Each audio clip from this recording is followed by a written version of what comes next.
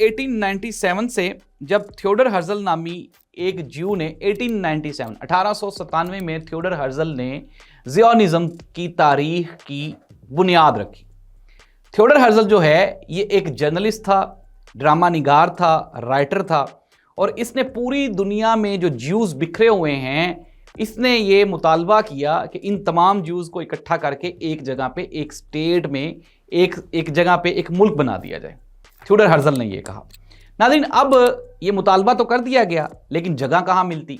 इन्होंने कोशिश की, 3 या 4 जगह इन्होंने पॉइंट की, अफ्रीका में, यूरोप में, और फिर उसके बाद ये मिडल ईस्ट में, जहाँ आज फ़लस्तीन और यूरोप का इशू है, यहाँ पे 1897 में।